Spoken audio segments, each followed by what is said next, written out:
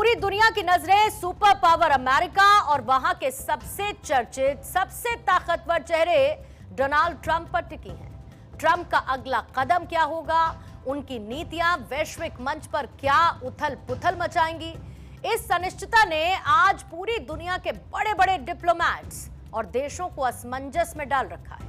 लेकिन ट्रंप के इस मिजाज को, उनके इस अनप्रेडिक्टेबल बिहेवियर को बहुत पहले ही भांप लिया था डॉक्टर जगदीश चंद्रा ने। पिछले एक साल के दौरान द जेसी शो के अलग अलग एपिसोड्स में डॉक्टर जगदीश चंद्रा ने ट्रंप के इसी व्यवहार, उनकी कार्यशैली और उनके बड़बोलेपन की जो बारीक और सटीक विवेचना की थी, आज वैश्विक पटल पर वो एक एक बात, एक एक एनालिसिस 100% सच साबित हो रही है। आइए आपको दिखाते हैं डॉक्टर जगदीश चंद्रा की वो तमाम भविष्यवाणियां और राजनीतिक विश्लेषण, जिन्होंने आज के बदलते वैश्विक हालातों का नक्शा बहुत पहले ही खींच दिया था। अमेरिका ईरान समझौते के 7 दिन के अंदर अंदर दोनों देशों द्वारा एक दूसरे पर किए गए हमले के बाद क्या देखते हैं आप इस समझौते का भविष्य? समझौता मैंने पिछली बार कहा था फ्लॉप शो है, जितने दिन चल जाए उतना ठीक है। एक हफ्ते से कम ही देखिए, वो अमेरिका ने हमला कर दिया 10 जगह पे, ईरान में मिसाइल अटैक कर दिया, बदले उन्होंने कुवैत और बहरीन पे अटैक कर दिया।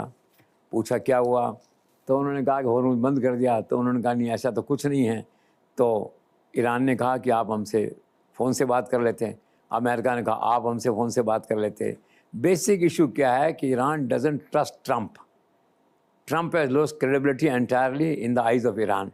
तो छोटी सी बात आती है तो भड़क जाते हैं, मन में एक पूर्वाग्रह है ना कि समझौता चलेगा नहीं ये, तो वो टूट गया समझौता।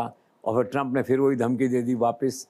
उन्होंने कहा कि अगर हमें मिलिट्रली इसको सोल्व करना पड़ा जो है, तो फिर ईरान विल बी नोवेयर। वही पुरानी धमकी, नक्शे से मिटा देंगे ईरान को। वहाँ का उपराष्ट्रपति थोड़ा सेंसिबल आदमी है, उसने कहा भी डिप्लोमेसी अगर फेल हो जाएगी तो अदर ऑप्शंस आर अवेलेबल। तो एक्चुअल में क्या वापस और तनाव की स्थिति पैदा हो गई है। आज निश्चित तौर पे कोई कहने की स्थिति में नहीं है कि हॉर्मुज़ इस समय चल रहा है कि नहीं चल रहा है, वहाँ से टैंकर निकल रहे हैं नहीं निकल रहे हैं, कितने निकल रहे हैं, कितने चोरी से ओमान के साइड से निकल रहे हैं, किसी को अधिकृत इसकी जानकारी जिसे कहना चाहिए वो नहीं है। तो ये टकराव था, ये हो गया, तो समझौते का भविष्य तो अनिश्चित है। Let's see in the coming days की क्या स्थिति बनती है। सर, राजनीतिक प्रेक्षक इस बात को लेकर हैरान है कि प्रधानमंत्री नरेंद्र मोदी के प्रति राष्ट्रपति ट्रंप का सरकारी और जो व्यक्तिगत व्यवहार, इसमें इतना अंतर क्यों है? Yes, brilliant question. There is a huge gap between his words and actions. इसलिए भारत सरकार के विदेश मंत्रालय, वित्त मंत्रालय अधिकारी परेशान हैं कि ट्रंप एडमिनिस्ट्रेशन की घोषणाओं को, जो कहते हैं स्ट्रेटेजिक पार्टनर हैं हम, कितना महत्व दिया जाए। Because when it comes to actions they have certainly a different set of calculations. तो क्या करें इस उधेड़-बुन में, इस कन्फ्यूजन में जो है हमारी ब्यूरोक्रेसी लीडरशिप रहती है ट्रंप को लेकर के। अब एक पल के लिए देख लें कि ट्रंप जो है मोदी के मुरीद हैं, और मैं कहूँ अगर संसार में नरेंद्र मोदी के सबसे बड़े प्रशंसक हैं तो ट्रंप हैं। इसमें अतिशक्ति नहीं होगी। वो क्या कहते हैं उनके लिए, ही इज़ ए कूल काम, फिर कहेंगे वो देवदूत, फरिश्ते की तरह दिखाई देते हैं नरेंद्र मोदी। ये ट्रंप कह रहे हैं, ठीक है। और फिर ये भी कह रहे हैं कि टफ गाई हैं, टफ कुकी हैं, ग्रेट व्यक्ति हैं। फिर अहमदाबाद की अपनी यात्रा को याद कर रहे हैं। तो एक्चुअली प्रॉब्लम क्या है कि ट्रंप के मन में नरेंद्र मोदी समाये हुए हैं। उठते बैठते जागते सोते उनको नरेंद्र मोदी दिखाई देते हैं। नरेंद्र मोदी का जितना महिमा मंडन और जितना मान सम्मान वोकल तरीके से ट्रंप करते हैं, शायद संसार में कोई दूसरा लीडर नहीं करता। लेकिन प्रॉब्लम यह है कि ट्रंप जैसे ही वाशिंगटन की अपनी कुर्सी पर बैठते हैं, बस वहीं उनका दिमाग ख़राब हो जाता है और फिर डिफरेंट हो जाते हैं। जिसे कहना चाहिए एगोनी कह दो, इसे एनिग्मा कह दो, इसे डिलेमा कह दो, इसे We have to bear with it. Sir, G7 summit के दौरान में बड़बोले ट्रंप ने एक बार फिर से दोहराया आई एम द बॉस। आप इन उद्गारों को कैसे देखते हैं, और आखिर मानसिक तौर पर ये जो ग्लोबल पुलिसमैन की भूमिका में अपने आप को देखते हैं ट्रंप, इससे मुक्त कब हो पाएंगे? अब देखो, आते तो सिर के साथ जाती है आदमी की। एक तो मीटिंग में देर से आए, फिर एरोगेंस कि आई एम द बॉस। वक्त बताएगा हु इज़ द बॉस। आज फॉर ऑल प्रैक्टिकल पर्पसेस देखा जाए तो आज वो लोग तो कहीं है नहीं, चाइना वैसे रेस में नहीं है, तो नरेंद्र मोदी बॉस दिखाई देते हैं। लेकिन वी फील शाय, और ट्रंप के सामने कौन इस बात को कहे, कौन इसका खंडन करे या कौन कंट्राडिक्ट करे। कोई प्रेस कॉन्फ्रेंस होती है तो कोई कहता no you are not the boss, ना मोदी इज एमर्जिंग बॉस कह सकते थे वहाँ पे। एनी हाउ ये जस्ट एरोगेंस और it's not be taken seriously, ठीक है, जस्ट ए फन। सर एक बार फिर पॉलिटिकल इमेच्योरिटी दिखाते हुए डोनाल्ड ट्रंप ने टारगेट किया मेलोनी को, जिनका हम जिक्र कर रहे हैं, इटली की प्राइम मिनिस्टर, और कहा कि ये फोटो खिंचवाने के लिए मुझसे मन्नत मांग रही थी, शी बेग्ड फॉर इट। और स्वाभिमानी मेलोनी ने भी रिटेलिएट किया। तो आप इस पूरे किस्से को कैसे देखते हैं सर? इसलिए कि ये ट्रंप के पार्ट पे ऐसा लगता है ट्रंप आत्महत्या करना चाहते हैं। मेलोनी से जो भिड़ा है बर्बाद हुआ है, आज तक का इतिहास है ये। और उससे जितना दूर हो विवाद से उतना अच्छा है। नरेंद्र मोदी दोस्ती अच्छी है, उससे विवाद अच्छा नहीं है। ट्रंप को सीखना चाहिए how to handle this lady जो है। नरेंद्र मोदी कितने अच्छे व्यवहार है, कितनी अच्छी दोस्ती आप देखिए। तो उसने अनकॉल्ड फॉर ऐसे ही बयान दे दिया वहाँ पे जो है, उसने पलट के वार किया। उसने हम स्वाभिमानी इटली वाले हैं, मेरे विदेश मंत्री जा रहे थे, मैंने दोबारा रद्द किया उसका मैसेज देने के लिए आपको जो है। और आप ये सोचते हैं कि आपके साथ फ़ोटो खींचने में लोकप्रियता होगी, मुझे आपकी लोकप्रियता नहीं चाहिए, आप अपने पास रखिए। मैं पहले से बहुत पॉपुलर हूँ और मेरी लोकप्रियता जनता तय करती है, जनता के कारण से मुझे आती है। तो एक इनडिसेंट, एक अनकॉल्ड फॉर जिसे कहना चाहिए वो शुरुआत हुआ। लेकिन उन्होंने जिसे कहना चाहिए एक ट्रंप ने शायद के छत्ते में हाथ डाल दिया है अननेसेसरली। मेलोनी का इतिहास इस तरह रहा है कि बहुत ही धाकड़ और बहुत ही संघर्षशील उस तरह की महिला रही हैं, बहुत लड़ाइयाँ लड़ती हैं, फिर अंत में जीत भी जाती हैं। एक बार ये लेबनान को लेकर कोई किस्सा हो गया था, अड़ गई कि नहीं देंगी मान्यता जो है, 20 लाख लोग सड़कों पे आ गए, नहीं मानी, अल्टीमेटली विक्टर हुई। ऐसे 5-7 किस्से मैंने पढ़े हैं उनके कि भाई उससे तो दूर से नमस्ते ही अच्छा है बस, और ऐसे हैंडल करो जैसे नरेंद्र मोदी हैंडल करते हैं नमस्ते जो है ये। अब ट्रंप ने गलती की है जो है, आप देखें आने वाले दिनों में ट्रंप मानेगा नहीं, वो मानेगी नहीं, एक अच्छा खासा जंग जुड़ेगा और अल्टीमेटली महिला से कहाँ तक लड़ोगे, ये भी ट्रंप को सोचना चाहिए at the end of the day जो है। तो इट इज़ ए, जिसे कहना चाहिए, वो कहते हैं स्ट्रैटेजिक पार्टनरशिप, तो it is a strategic blunder on the part of Trump, ठीक है, टू हैव ए झगड़ा विद मेलोनी। सर आखिर क्या है अमेरिका ईरान समझौते का भविष्य? क्या ये समझौता भी बलि चढ़ेगा डोनाल्ड ट्रंप के blow hot blow cold mood and attitude का? आखिर कितना कारगर होगा इस्लामाबाद में memorandum? Your absolutely question is very valid, और इसका जवाब यही है कि दिस समझौता is going to a big flop just because of Trump's non credibility, ठीक है। It's not going to last, it's going to have a natural death, it's going to be like a plane which crashes on runway itself before take off. और इसके अंदर जो छिपे कारण है, in build जो रीजंस हैं वो सबके सामने। One, blow hot blow cold attitude of Trump. Second, Israel control में नहीं है लेबनान के मुद्दे पे, ठीक है, आप देख रहे हैं इसको। तीसरा, परमाणु हथियार आप क्या है कि कभी कुछ कहते हैं, आप कभी कुछ कहते हैं। कभी तो कहते हैं परमाणु हथियार नष्ट कर देंगे हम उसे, कभी कहते हैं कब्जा कर लेंगे, फिर कहते हैं चलो ठीक है यूएन का अगर आदमी हैं उसके देख रेख में रखेंगे तो हम इसके लिए मंजूर हैं। तो ये जो सारी स्थितियाँ हैं ना, ये समझौते को अच्छा नहीं बनाती हैं दैट वे। तो मुझे कोई संभावना नहीं दिखाई देती है, बल्कि ट्रंप ने अमेरिका को एक ऐसे उसमें ड्रैग कर दिया है जैसे रूस और यूक्रेन का वॉर। अब अमेरिका और ईरान का ये जो युद्ध है, छद्म युद्ध है, कभी कभी कभी एक्चुअल युद्ध है, ये वर्षों चलेगा। और बहरहाल ये जो समझौता है it's going to a major flop, ऐसा मेरा मानना है। Sir US Iran peace deal, a war which Trump chose और लॉस्ट, आज सारे विश्व में ऐसा क्यों महसूस किया जा रहा है? क्योंकि सच है ये, आ बैल मुझे मार, किसने कहा था हमला करने के लिए? तब भी जिनेवा में बात चल रही थी, आपने हमला कर दिया सऊदी अरब के कहने पे, किसी के कहने से, ऐसा थोड़ी होता है। तो सबने लिखा कि एक ऐसा झगड़ा है जिसमें कि कुछ इसको मिला नहीं है, ट्रंप को मिलना भी नहीं इसके अंदर, और at the same time Iran जो है पावरफुल हो गया। आप देखिए अभी सर्व हुआ है इसराइल में इटसेल्फ, उन्होंने कहा कि 93% लोग ये कहते हैं ईरान ज़्यादा शक्तिशाली हो गया है।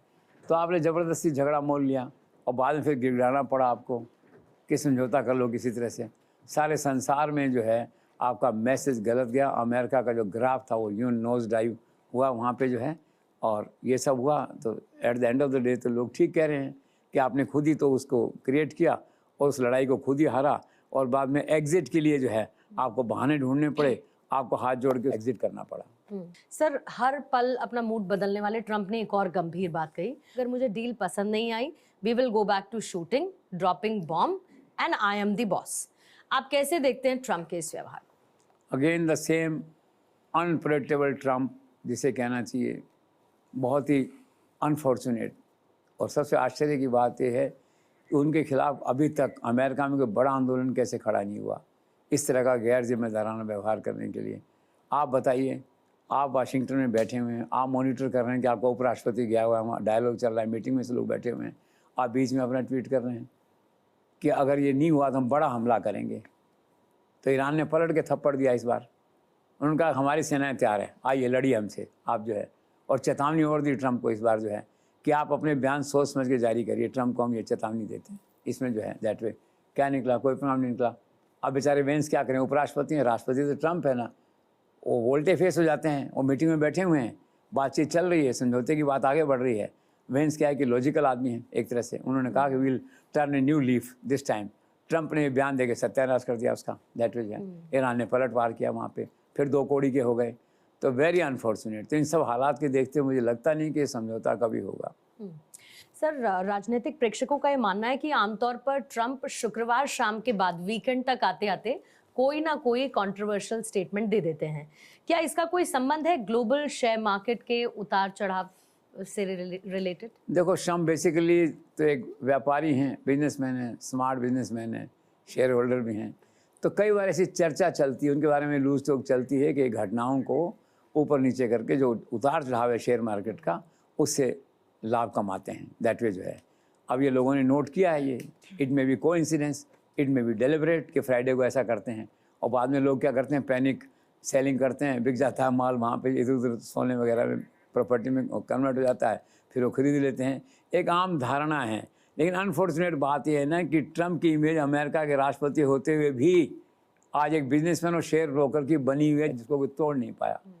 तो we can't say what exactly happens on Friday evenings. Sir, आपको क्या लगता है डोनाल्ड ट्रंप के इस रवैये से दुनिया के सबसे ताकतवर संगठन नेटो में फूट पड़ गई है? ऑफ कोर्स, आपका whimsical एटीट्यूड है। कभी आप ब्रिटेन को नाराज़ कर लेते हैं, अब आज बैठे बैठाए ब्रिटेन के प्रधानमंत्री का इस्तीफ़ा हो रहा है। अरे भाई, तुम कौन हो, इस्तीफ़ा होने दो ना वहाँ पे। जिसे कहते हैं दूसरे के फटे में टांग डालना, क्या मतलब है आपको उससे जो है। कहते हैं नहीं ये फेलियर रहा। और भाई, यू आर नॉट राष्ट्रपति ऑफ ब्रिटेन, वो अलग देश है, आप अलग देश हो, उसका अलग संविधान है, निर्वाचित लोग हैं। आप कह रहे हो वो एनर्जी फेलियर रहा। अरे भाई, हु आर यू टू से दिस थिंग है। इन बातों से कटुता होती है। और फिर जो आर्मी की बात थी, इटली ने कहा मैं तो नहीं अपने यहाँ उनकी लैंड करने दूंगी उनकी आर्मी को। और एक झगड़ा ये भी था, वहाँ मेलोनी के प्रति नाराज़गी थी ट्रंप के। एक झगड़ा ये भी है कि मेलोनी पावरफुल औरत है, तो उसने कह दिया हम पार्टी नहीं झगड़े के अंदर आपके जो है, I will not allow landing of US army planes on Italy land जो है। तो उसने उसको नहीं करने दिया दैट वे। तो इसमें आधे राष्ट्र तो ट्रंप के साथ हो जाते हैं, आधे अलग हो जाते हैं। एक अच्छा बड़ा पावरफुल ऑर्गेनाइजेशन था नाटो, जो काम आता था, आप सहायता करते थे, उसको भी आपने खंडित कर दिया है। इसीलिए कहते हैं कई बार ट्रंप के लिए कि some time he behaves like a bull in china shop. तो ये हो रहा है, नाटो में भी हो रहा है इस तरह से। आखिर दुनिया के राष्ट्रपति खुद को समझने वाले ट्रंप का क्या हाल है, क्या है उनका मूड? अब ट्रंप तो एक क्या कहना चाहिए, एक प्रॉब्लम है दैट इज है। इतने उनके बयान आते हैं, अब तो कई बार ये मन करता है लोगों का ब्लॉक कर दो उस साइट को जहाँ से उनको आ रहे हैं ये सब जो है। सुबह बयान आएगा हम हमला करने की सोच रहे हैं, शाम को आएगा फिर हमने विचार स्थगित कर दिया है, धमकी फिर देंगे। मतलब इतना ज़्यादा किरकिरी हुई है इंटरनेशनल डिप्लोमेसी, इतिहास कभी उन्हें माफ़ नहीं करेगा। डिप्लोमेसी का एक स्टैंडर्ड होता है, एक स्टेटमेंट का एक स्टैंडर्ड होता है, कमिटमेंट होता है, एक भावना होती है। उन सब को जिसे कहना चाहिए बुल इन चाइना शॉप जो कहते हैं जिस तरह से, उसको उन्होंने बिल्कुल बर्बाद कर दिया है। Sanctity of words has gone totally जो है। और वो क्या कर रहे हैं आप देखिए, सीनेट ने अधिकार छीन लिए उनके, तो मानते नहीं, कहते हैं वीटो पावर है। पहले सुप्रीम कोर्ट ने कह दिया टैरिफ नहीं लगा सकते, उनको नहीं माना, उनकी आलोचना कर दी, कंटेम्प्ट कर लिया। तो वहाँ तो कुछ ऐसा हो गया है कि कुछ अलग तरह का राज हो गया अमेरिका में, ऐसा लगता है कि सीनेट की नहीं चल रही। और आज मैंने देखा फिर से नया हमला करने की तैयारी कर रहे हैं ईरान के ऊपर। सीनेट ने मना कर दिया, फिर भी उसी काम को कर रहे हैं। इसी बीच में एक डेवलपमेंट ये था शायद पढ़ा कि उनकी लड़कियों को थ्रेट वेट आई है किसी तरह से। तो दैट इज़ अनफॉर्चुनेट, ये सब तो नहीं होना चाहिए। लेकिन ट्रंप क्या है, ट्रंप इज़ बियॉन्ड एक्सप्लेनेशन जिसे कहना चाहिए। ट्रंप इज़ बियॉन्ड डिफाइन जो है, और सारा संसार दुखी है दैट वे। और देखो एक व्यक्ति के कारण से आज गांव का चूल्हा भी जलता है, उसको भी प्रभावित हो रहा है। अब मैं नोएडा से आ रहा था यहाँ से, एक जगह जो डोसा वोसा बनाते हैं ठेले वाले, पानी पूरी बनाते हैं, भेलपूरी बनाते हैं ऐसे, तो मेरा मन हुआ चलो यार इधर से थोड़ा खा के चलते हैं गया वहाँ पे, उसने कहा बंद हो गया कि वहाँ गैस महंगी हो गई तो 2 ठेले बंद हो गए। ये शुरुआत है। तो नरेंद्र मोदी क्या करें, कितना करें, एक लिमिट है ना। इसलिए बार बार कहते हैं वो आने वाला कल सीरियस है, चिंता बताते हैं। कैबिनेट मीटिंग हुई, उसमें चिंता बताई उन्होंने जो है। तो ये सारा संसार एक व्यक्ति के इररेस्पॉन्सिबल एटीट्यूड के कारण से बर्बाद हो रहा है, प्रभावित हो रहा है। और ये कब तक होगा कहा नहीं जा सकता। इसका इंतज़ार है कि शायद कभी समझौता हो जाए तो सब स्थितियाँ नॉर्मल हो जाएंगी वापस, जिसे कहते हैं। और समझौता नहीं हुआ और वो डिफाइंड रहा, उसने सीनेट को भी नहीं माना, तो let's see finally where it ends. A serious concern. Sir, I have a few questions here. First, is Trump trying to regain his lost prestige in this war? और ऐसा लग रहा है कि ट्रम्प किसी न किसी बहाने से इस युद्ध को दोबारा शुरू करना चाहते हैं, क्योंकि एक तरफ तो वो इजराइल को कह रहे हैं कि हाँ लेबनान पे अटैक करो, और दूसरी तरफ वो बात कर रहे हैं कि हम नेगोशिएशंस करते हैं। What is it all about, sir? You are absolutely correct. You are correct on all the 2 points. First, he is trying to regain his lost prestige और reputation. एक सारे संसार में मैसेज चला गया है कि ट्रंप हार गया है, ईरान जीत गया है। दूसरा ये है कि जैसे ऑपरेशन सिंदूर में नरेंद्र मोदी के मन में कसक रह गई थी, अगर एक बार और ठोकना है, मौका आने दो, गलती करने दो उनको। वही कसक अब ट्रंप के मन में है कि संसार में जो मैसेज चला गया, हारा हुआ ट्रंप, जीता हुआ ईरान, इसको रिवर्स करना चाहते हैं वो, इसलिए मौके की तलाश में हैं।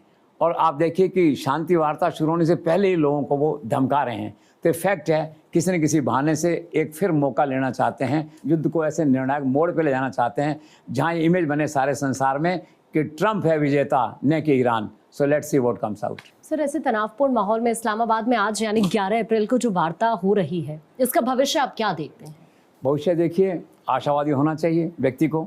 मानवता के हित में, शांति के हित में मैं भी आशावादी होना चाहता हूँ, लेकिन मन नहीं मान रहा, क्योंकि ये जो जड़ है इस समझौते की या जो माहौल है वो इतना तनावपूर्ण है कि हर व्यक्ति पूर्वाग्रह के साथ वहाँ पे आया है। ऐसे में दोनों पक्षों में कोई समझौता, कोई सहमति बने, आशा बहुत कम है। और सहमति बनी तो उसका जीवन बहुत अस्थायी होगा, कुछ घंटे होगा, और उसका एक ही कारण होगा, ट्रंप, विम्सिकल ट्रंप। सर, वार्ता शुरू होने से 10 मिनट पहले धमकियों पर धमकियों के सिलसिले को हम देख रहे हैं, तो ट्रंप का ये जो व्यवहार है इसे आप कैसे देखते हैं? विम्सिकल व्यवहार है, हाईली इररेस्पॉन्सिबल व्यवहार है। आप देखिए, आप किसी घर में जाते हैं इस्लामाबाद में, जिसे इस्लामाबाद डिक्लेरेशन या इस्लामाबाद मीट कह रहे हैं वो लोग, जो है दोनों पक्ष आए हैं वहाँ। इससे पहले कि दोनों पक्ष वार्ता पे बैठें, कोई पानी पूछे उनसे, चाय पूछे, चाय में 10 मिनट लगते हैं, कोई पानी तो पूछे, सांस लेने दे, कुर्सी में ठीक से बैठने दे, अपनी जगह पे कागज पत्र संभालने दे, इससे पहले ट्रंप बम फोड़ देते हैं और कहते हैं वार्ता ऐसा फल रही तो बहुत भीषण हमला होगा। आप देखिए, हाईली इररेस्पॉन्सिबल। तो एक आदमी के मन में पूर्वाग्रह कितना है, ऐसे पूर्वाग्रह में वार्ता सफल कैसे हो सकती है? सर, क्या है सही कि आज इस्लामाबाद में जो टॉक्स चल रही है उसका रिमोट कंट्रोल वॉशिंगटन में बैठे ट्रंप के पास रहेगा? एब्सोल्युटली, उनका रिमोट वाशिंगटन में ट्रंप के पास, इसी तरह से जैसे आपका रिमोट पीसीआर के पास रहता है, एज एंकर पीसीआर जो कहता है आप बोलते हैं। तो केवल मुखौटा हैं वहाँ, चाहे मुनीर है, चाहे वहाँ के प्राइम मिनिस्टर हैं, वो बिल्कुल कान से जुड़े हुए हैं वाशिंगटन से। एक एक पल, एक एक क्षण वहाँ से मैसेज आता है, पोस्ट ऑफिस के तरह उसको एग्जीक्यूट करते हैं। तो बिल्कुल सच है बात आपकी कि रिमोट कंट्रोल इसका जो पूरे तौर पर ट्रंप के हाथ है, वो वाशिंगटन में बैठ के इसे लाइव देख रहे होंगे। सर, आपको लगता है कि इस पूरे युद्ध के चलते ट्रंप की नज़र ये जो नवंबर में होने वाले जो मिड टर्म इलेक्शंस हैं उस पर भी है? बिल्कुल है। He is facing a serious popularity crisis, जिसे कहना चाहिए। वो इसमें उसको फेस कर रहे हैं। तो उनको लगता है कि अब ये मिड टर्म रेटिंग्स आएंगी तो अप्रूवल रेटिंग्स उनकी गिर रही हैं वहाँ पे, तो निश्चित तौर पे he is eyeing all those ratings. और वो सोचते हैं शायद युद्ध के बहाने मेरी लोकप्रियता ग्राफ जो बहुत नीचे चला गया शायद ऊपर आ जाए, ये उनकी परिकल्पना है।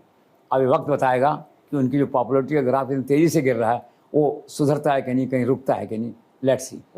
सर, कूटनीति के क्षेत्र में लोग बड़ा आश्चर्य मान रहे हैं कि जिनेवा में एक तरफ तो अमेरिका और ईरान के बीच वार्ता चल रही थी और उसी समय ट्रंप ने अचानक युद्ध का ऐलान कर दिया। क्या जो पूरी एक्सरसाइज थी वो अनकॉल्ड फॉर थी? एब्सोल्युटली अनकॉल्ड फॉर थी। This shows Trump's political immaturity, diplomatic immaturity. आप देखिए कि मस्कट में बात चल रही थी, वार्ता का पहला चरण पूरा हुआ, ईरान और इनके बीच में जो है दूसरा चरण चल रहा था। उससे पहले उन्होंने वॉर की घोषणा कर दी। ऐसा संसार में कभी नहीं हुआ कि वार्ता चल रही है, वार्ता अभी कंक्लूसिव नहीं हुई, वार्ता डिसाइड नहीं हुई, उसका परिणाम सामने नहीं आया है, यस और नो जो भी है आपने डिक्लेयर कर दिया। तो absolutely immature and uncalled for exercise on the part of Trump. Sir, अमेरिकी मामलों के जानकार कुछ लोगों का ये कहना है कि Trump's failure in this war may prove to be an unceremonial end of his presidency. क्या आपको लगता है sir? Absolutely. I also agree. This war may prove his Waterloo, जैसे कहते हैं, maybe the beginning of his end from his presidency. लगता तो ऐसा ही. Of course, it is a long exercise. It will take some time, not immediately. But the process has already begun. The process to remove him from his presidency or to lose his presidency, the process is already begun. Sir, कुछ लोग कह रहे हैं कि अमेरिकी राष्ट्रपति Trump अपना मानसिक संतुलन खो बैठे हैं। ऐसे में वहां के संविधान में असाधारण परिस्थितियों में ऐसी व्यवस्था है कि राष्ट्रपति को पागल घोषित कर सकते हैं। इसको लेकर आपको क्या कहना है? देखो, दो पार्ट हैं और मानसिक संतुलन तो खोए बैठे हैं। जो व्यक्ति सुबह कुछ कहता है, ब्रेकफास्ट पे, लंच पे कुछ कहता है, डिनर पे कुछ कहता है, तो हम कहते हैं ना भैया कि मेंटल हो गए हैं आप या मेंटल इम्बैलेंस हो गया है। That way. रही पागल की बात, तो पागल तो घोषित करने का ऐसा नहीं है, लेकिन ये कोई राष्ट्रपति अगर काम करने में शारीरिक कारणों से, मानसिक कारणों से अगर असमर्थ हो जाता है फिजिकली, तो उसको हटाने का बाकायदा एक प्रोसेस है अभी जो है। लेकिन पागल घोषित करने का ऐसा कुछ मैंने नहीं पढ़ा है, और ट्रंप को इन ग्राउंड्स के आधार पे अभी हटाने का या करने का अभी कोई आधार नहीं है। अभी क्या है कि तलवार लेके मैदान में लड़ रहे हैं वो। अभी लड़ाई का परिणाम क्या होगा तब मालूम पड़ेगा। सर, अमेरिका ने 2 धमकियां दी। 7000 पुरानी जो सिविलाइजेशन है उसे तबाह करने की बात कही कि हम एक रात में इसको तबाह कर सकते हैं, फिर कहा पाषाण युग में पहुंचा देंगे। ट्रंप की जो इस तरह की धमकियां हैं, आप इन्हें किस तरह देखते हैं? हाईली इररेस्पॉन्सिबल, जिसे कहना चाहिए, criminal mind, immature, very threatening to world peace. और कितनी गंभीर बात है उनका इस तरह की धमकी देना साफ साफ तौर पे कि संसार की एक सभ्यता खत्म हो जाएगी, फिर लौट के कभी नहीं आएगी। क्या कहना चाहते हैं आप क्लियरली न्यूक्लियर की ओर संकेत दे रहे हैं। दैट इज है। इसकी जितनी निंदा की जाए उतनी निंदा की जानी चाहिए, और जितनी जल्दी हो विश्व शांति के हित में ट्रंप के हाथ से सत्ता वापस ले लेनी चाहिए। ट्रंप को जिसे कहना सत्ता से बाहर कर देना चाहिए एट द मोमेंट। अगर संसार अपनी सुरक्षा चाहता है और ट्रंप की इस तरह के मानसिक असंतुलन से ऐसी धमकियां जो आ रही हैं, तो धमकियां क्या पता कभी एग्जीक्यूट हो जाएं। कोई आर्मी जनरल ऐसा भी हो सकता है कि वो कहें बटन तो बटन दबा दे, तो क्या होगा संसार का। तो it's highly irresponsible act on the part of American president. Sir, क्या ट्रंप का इशारा तेहरान पर परमाणु बम गिराने का था? ऐसा ही है, उनके स्टेट ऑफ माइंड तो यही कहती है। वरना आप देखिए, एक रात में सभ्यता समाप्त हो जाएगी, लौट के नहीं आएगी। आप समझ रहे हैं? और आज फिर उन्होंने अभी जो धमकी दी, जो शिष्टमंडल गया है, इसको उन्होंने कहा है कि आप समझौता करिए, इन वे कि सरेंडर करिए। आपके लिए इस दुनिया में जिंदा रहने का ये वार्ता आखिरी मौका है। तो फिर वो उसी बात को दोहरा रहे हैं परमाणु की ओर कि अगर वार्ता फेल होती है तो I will finish you, I will destroy you. उनका संकेत परमाणु की तरफ है। और उपराष्ट्रपति ने भी कुछ ऐसा हल्का फुल्का संकेत दिया था, लेकिन बाद में उसकी प्रतिक्रिया हुई ज़बरदस्त। तो वाशिंगटन में व्हाइट हाउस ने इसको डिनाई किया, ऐसा कंट्रेक्शन किया कि नहीं, परमाणु कोई इरादा नहीं है। लेकिन ट्रंप का हर वाक्य, हर धमकी अल्टीमेटली परमाणु युद्ध की ओर संकेत करती है। It's a very serious situation. Sir, इसी तरह उस वक्त आपने ये भी कहा था कि ट्रंप अगर ऐसे ही चलते रहे तो एक वक्त ऐसा आएगा जब अमेरिकी फोर्सेस उनकी बात मानने से इनकार कर देंगे, उनका आदेश ही नहीं मानेंगे। और अभी कुछ दिन पहले नीतिगत मामलों को लेकर आर्मी चीफ और 2 जनरल्स को हटा दिया गया। अब इसको लेकर अगली आपकी भविष्यवाणी क्या है? क्योंकि मुझे वो आपकी बात याद आ गई। अब भविष्यवाणी ये है कि जिस दिन वो कहेंगे परमाणु बटन दबा दो एक पल के लिए, वो पल होगा आर्मी के निर्णय लेने का। कई बार ऐसा होता है ना, अफ्रीकन कंट्रीज़ में, पाकिस्तान, दूसरे देशों के अंदर आर्मी फिर आपको बैठा देती है। तो वो पल ऐसा आ सकता है कि जब परमाणु बटन दबाने के लिए कह दें, तो हो सकता है डिफाइंस ऐसे को ट्रंप को फिर एक तरह शक्तिहीन करके बैठा दिया जाए। दैट वे जो है, लेकिन वो खतरा बरकरार है। मैंने आपसे कहा ना कि भविष्यवाणी ये है कि वो स्थिति आ सकती है। ट्रंप के जो बयान चल रहे हैं अभी भी, उनमें कोई सुधार नहीं है। उसमें कहीं ऐसा नहीं दिखाई देता कि ये व्यक्ति आज समझौता वार्ता की टेबल पे बैठने वाला है। उससे पहले वो कह रहा है कि ईरान वाले लोगों को ख्याल रखना चाहिए कि उनके लिए ये आखिरी मौका है अपनी बात कहने का। फिर वही धमकी पुराने वाली। दैट वे जो है, सो वेरी सीरियस। सर, मैंने सुना है कि ईरान के साथ युद्ध में ट्रंप की नीतियों के खिलाफ आर्मी जनरल्स के अलावा जो ट्रंप के कुछ बेहद करीबी जो राजनीतिक सलाहकार हैं, जो उनके भरोसेमंद राजनीतिक सलाहकार हैं, उनके भी इस्तीफे हुए हैं। क्या आपको इस बारे में कोई जानकारी? आप देखिए, उससे पहले I come back to again the army general जो है, उससे मैंने कहा था कि आर्मी एक दिन उनका आदेश मानने से इनकार कर देगी, और वो हुआ। आर्मी चीफ ने विरोध किया उनकी बात का, नहीं माना होगा, उन्होंने इस्तीफा लिया उसका। दूसरे 2 टॉप जनरल थे, उन्होंने ट्रंप को डिफाई किया एक तरह से, उसका इस्तीफा लिया उन्होंने, और 12 दूसरे आर्मी के टॉप ऑफिसर्स हटाए गए। तो भविष्यवाणी बिल्कुल सही थी कि एक दिन ऐसा आएगा कि सिक्योरिटी फोर्सेज जो है ट्रंप का आदेश मानने से इनकार करेंगी, और वो इनकार हुआ। अब आपका कहना है कि नॉट ओनली आर्मी, उनके प्रमुख सलाहकार दूसरे हैं, वो लोग भी इससे बहुत परेशान हैं। और ऐसी खबर एक आई थी बीच में कि भारतीय मूल की जो इंटेलिजेंस चीफ है वहाँ की, तुलसी जो है पानी के, उसको चेतावनी दे दी गई। क्यों? उसने एक बयान दिया था खाली कि पाकिस्तान के पास ऐसी मिसाइल हैं जो अमेरिका तक आ सकती हैं। मतलब ये कि don't trust Pakistan, we are blinding trusting Pakistan, this is wrong. मतभेद है ना, डिफरेंस ओपिनियन, उसको मंजूर नहीं था, तो उसकी स्थिति हुई। CIA ने कह दिया कि आप सत्ता परिवर्तन चाहते हैं, संभव नहीं है वहाँ पे जो है। इसके अलावा 3 उनके और बड़े सलाहकार हैं, उन्होंने कहा कि हमारी नीति गलत है, इस लड़ाई का अंत बुरा होगा। तो जो बड़े लोग जिन्होंने इस्तीफे दिए या अपने आप को उन्हें वॉइस ऑफ डिसेंट के रूप में सामने आए हैं, वो संख्या धीरे धीरे लोगों की और बढ़ेगी अभी। और वैसे देखा है तो उपराष्ट्रपति भी इनडायरेक्टली कह चुके हैं कि इसका अंत बुरा होगा दैट वे। तो फैक्ट है कि अब बड़ी संख्या में दूसरे ट्रम्प समर्थक जो सरकार में बैठे हुए हैं, OSD सेक्रेटरी, वो लोग भी शायद छोड़ सकते हैं सरकार को। सर, अब तो कुछ लोग कहने लगे हैं कि जिस तरीके से अमेरिकी राष्ट्रपति डोनाल्ड ट्रंप ने अपने सत्ता का दुरुपयोग किया, प्रोफेशनल मिसकंडक्ट किया, अब तो राष्ट्रपति पद को खत्म कर देना चाहिए ताकि कोई और ऐसा राष्ट्रपति आके ऐसी डरावनी कोशिश न करे। इसको लेकर जो आकलन चल रहा है उसमें आप सर क्या कहें? आकलन ये है, ट्रंप के प्रति निराशा का भाव है, जो फ्रस्ट्रेशन है, जो उम्मीदों का अंत है, उसकी अभिव्यक्ति है ये।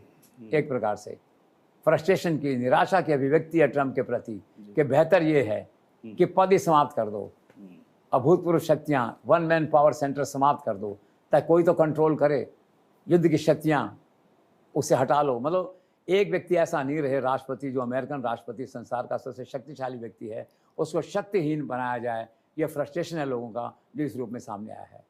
But Trump must take cognizance of this sentiment of the entire world. Sir, कथित युद्ध विराम के इस पूरे सिनेरियो की अगर हम बात करते हैं तो कभी कभी मुझे ऐसा लगता है कि डोनाल्ड ट्रंप अपनी प्रतिष्ठा बचाने के लिए और फेस सेविंग के लिए एक तरह से जो अपने दूत हैं उनके मार्फत गिड़गिड़ाए होंगे ईरान के सामने। क्या आपको ऐसा लगता है? निश्चित तौर पे वो रात बड़ी सेंसिटिव रात थी जब उन्होंने कहा था कि 48 घंटे में वो हरमुज को खोल दो। खुला नहीं। 7 तारीख को सुबह अमेरिकन समय से 5 बजे समय सीमा समाप्त हो रही थी। ट्रंप परेशान, मेरा मानना है कि कमरे में घूम रहे होंगे इधर से उधर परेशान होकर कि क्या करें, प्रतिष्ठा दाव पे थी। तो उस समय उन्होंने चाइना का सहयोग लिया, पाकिस्तान के राष्ट्रपति पे दबाव डाला और एक प्रकार से गिड़गिड़ाए होंगे किसी तरह मुझे बाहर निकालो इस स्थिति से, वरना 5:02 पे तो उड़ाना था हॉर्मुज को, दैट वे जो है। तो इसलिए निश्चित तौर पे जो भाव था वहाँ उस दिन का जो है वो यही था कि ट्रंप ने गिड़गिड़ा के हाथ जोड़ के ये समझौता करवाया, सीज फायर करवाया। सर, इन 40 दिनों के युद्ध के दौरान डोनाल्ड ट्रंप ने अपनी वॉर पॉलिसी, वॉर गोल्स को कम से कम 1 दर्जन से ज़्यादा बार चेंज या फिर शिफ्ट किया है।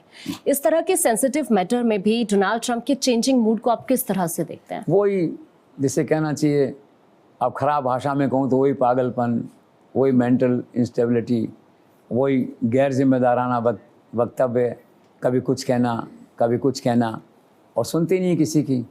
लोग इतने परेशान हैं सारे संसार में ट्रंप के इन गैर जिम्मेदाराना व्यक्तियों से, बड़ा गुस्सा आता है। लेकिन क्या करें, अब दिल्ली में बैठा व्यक्ति क्या करे, ठीक है, अफ्रीका की राजधानी में बैठा व्यक्ति क्या करे, पेरिस में बैठा व्यक्ति क्या करे, ट्रंप है तो अब क्या है कि लोग परेशान हैं उसकी बार बार ये वॉर गोल शिफ्ट करने से। एलाइज परेशान हैं। सबसे बढ़िया बात कही है फ्रांस के राष्ट्रपति मैक्रो ने, उसने ट्रंप को समझाया, या यो कहूँ कि लताड़ा ही ने वे जो है समझाया, और ये कहा this is not your television show, we are talking about war, such a sensitive issue. और साथ में ये भी कहा उसको कि भाई there is no need to speak every day, तुम्हें हर रोज़ बयान देने की ज़रूरत नहीं है। पर ट्रंप का क्या करें, ट्रंप को तो ब्रेकफास्ट पे, लंच पे बयान देने की ज़रूरत है, और मैं कहूँगा हर 2 घंटे से पहले उन्हें बयान देने की एक पैशन है उनका, कहिए, या उनका मेंटल स्टेट बना हुआ है। तो ये निराशा की स्थिति है, लोग समझा रहे हैं ट्रंप को, अब वो मानेंगे तब, जिसे कहते हैं हालात मजबूर करते हैं। तो लेट्स सी हालात ऐसे कब होते हैं कि ट्रंप कम से कम कोई बयान दें, एक सुलझे हुए राष्ट्रपति की तरह या किसी आम व्यक्ति की तरह, आम राजा की तरह बयान दें, 5 दिन में, 7 दिन में, 20 दिन में, 10 दिन में। ये नहीं कि हर 2 घंटे बाद एक नया बयान वहाँ पे आ रहा है। सर, अभी 4 दिन पहले अमेरिका ने ईरान को चेतावनी दी और चेतावनी में गाली गलौज उनकी ओर से की गई। ये जो भाषा है ट्रंप की, आप इसे कैसे देखते हैं? इस पे सारा देश शर्मिंदा है, संसार शर्मिंदा है, अमेरिका को भी शर्मिंदा होना चाहिए। हम अंग्रेजी स्कूलों में जाते हैं, पढ़ते लिखते इसके लिए जाते हैं कि हम एक ईरान की लीडरशिप को गाली गलौज कहते हैं। आप बताइए, मैंने देखा ट्वीट, इतनी निराशा, इतना फ्रस्ट्रेशन। अरे कुछ तो ध्यान रखो। और सबसे बड़ी बात है कि उसको कंट्रोल करने वाला कोई व्यक्ति नहीं है अमेरिका में, कोई ऐसा मैकेनिज्म नहीं है कंट्रोल करे उसको कि स्टॉप इट, क्या कर रहे हैं आप ये। तो सारा संसार हैरान है। तो जैसे कहते हैं ना, आदमी जब वृद्ध होता है तो अपना लूज कर जाता है, जैसे मुझे लोग कहते हैं याददाश्त खो जाती है, ठीक। उम्र के साथ साथ ये लक्षण कहते हैं दिखते हैं उसमें जो है, तो उम्र के साथ साथ लक्षण दे रहे हैं कि वो मानसिक संतुलन खो रहे हैं, दैट मीन्स है। और कितनी मतलब गाली गलौज करना इस लेवल पे, तो ये बहुत ही शर्मनाक घटना है संसार के लिए, अमेरिकन के लिए और डिप्लोमेटिक वर्ल्ड के लिए। सर, अपने तुगलकी अंदाज के चलते अब ट्रंप ने अपने घर के बगल में जो एयरपोर्ट है उसका नाम रख दिया है ट्रंप एयरपोर्ट। इसे लेकर आप क्या कहना चाहेंगे? राजा है, राजा का मूड है, और मूडियर अपन कहते हैं पहले जो है, तो एयरपोर्ट का नाम ही रख दिया। थोड़ी सी दूर है एयरपोर्ट, $50 लाख लगा दिए उस पर ठीक करने पे जो है, और ट्रंप एयरपोर्ट कहलाएगा। तो ठीक है, जीवन की कुछ अंतिम इच्छाएं होती हैं हर व्यक्ति की, ट्रंप की भी इच्छाएं हैं जो उनकी पूरी कर रहे हैं। But for God sake don't play with the world peace, ये मेरा कहना है। और सर इसी प्रकार अमेरिका में $100 के नोट पर भी ट्रंप के सिग्नेचर होंगे।